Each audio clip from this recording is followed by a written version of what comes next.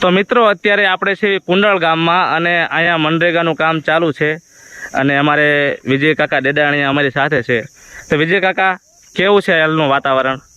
હાલનું વાતાવરણ એવું છે કે આ બરવાળા તાલુકાનું કુંડળ ગામ છે, જે ગામની અંદર મનરેગા યોજના અંતર્ગત જે ખાળિયા ખોદવાનું કામ ચાલુ છે. ખાસ કરીને તે અમારે મે અને જૂન, જુલાઈ આ 3 મહિના એવા હોય છે કે જે લોકોને રોજગારીનો સ્કોપ બિલકુલ ઓછો હોય છે. એવા સમયની અંદર 100 દિવસની રોજગારી જે સરકાર આપી રહી છે, એ રોજગારીનો પૂરેપૂરો ઉપયોગ કરી અને ગામના તળાવ ઊંડું કરવાનું કામ ચાલુ કરી, જેથી કરીને તે ગામના પાણીના સ્ત્રોત વધે છે અને ગામની અંદર પાણી તળાવની અંદર ભરાય બાદમાં ગામના ડાર અને ઢોર માટે બધાય માટે ખૂબ ઉપયોગી થાય છે. સરકારની આ યોજના ખૂબ આશીર્વાદરૂપ છે અને 100 દિવસની રોજગારી જે મળે છે એમાં લોકોનું પણ ગુજરાન ચાલે અને એને અમારા ગામને ઘણા બધા એ પાણી ભરાવાથી ખૂબ ફાયદા થાય છે.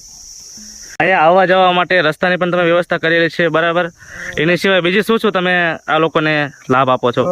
રસ્તાની વ્યવસ્થામાં એવું છે કે આખું વગડો હોય છે અને ગામથી 2.5 થી 3 કિલોમીટર આ અમારું તળાવ આવેલું છે, જ્યાં લોકોને વ્યવસ્થિત કેડી બનાવી અમે મજૂરો તે શ્રમિકો સાથે જ રહી અને કેડી બનાવી અને ત્યાં અમે ખાળિયા ખોદવા માટે જતા હોય, તળાવ ઊંડું કરતા. અહીંયા વ્યવસ્થાની અંદર એવું છે કે છાંયડો, ઘોડિયાની વ્યવસ્થા હોય છે, છાંયડાની વ્યવસ્થા હોય છે, પાણીની વ્યવસ્થા હોય છે. પછી જે ડોક્ટર તરફથી અમારે જે પીએચસી સીએચસી તરફથી ફર્સ્ટ કીટ આપવામાં આવે કે જે ડોક્ટરો પણની ટીમ પણ સતત અહીંયા ખડે સ્ટેન્ડ બાય રહે છે. સાથોસાથ ઘણા દાતાઓ અને સંસ્થાઓના સહયોગથી અલ્પાહાર કે જે ઠંડુ પાણી છે, છાશ છે, શરબત છે, નાસ્તો છે, એ અવારનવાર અહીંયા આવતા હોય છે અને ખૂબ લોકો આનંદિત અને શ્રમિકોને ખૂબ મજા આવે છે આ કામથી. તમને ખરેખર મનરેગામાં લાભ મળે છે? મળે છે.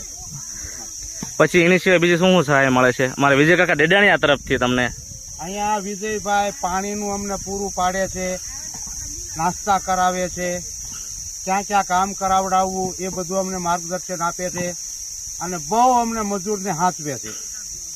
અને આવું ને આવું હું ભગવાનને પ્રાર્થના કરું કે આવું ને આવું કાયમ માટે આ કામ આવતું રહે અને આ બધા નાના માણસોને લાભ મળે એવી મારી તમને નમ્ર અપીલ છે. આવી છે 12 વાગે ભરે છે અને સાસ પાણીનું શરબતનું બધું આવે અમારે એની માટે અમારે બહુ સારું છે. અને વિજયભાઈ માટે તમારે 2 શબ્દો કઈ કહેવા હોય તો? વિજયભાઈ કેવા માણસ છે? ગરીબ માટે તો બહુ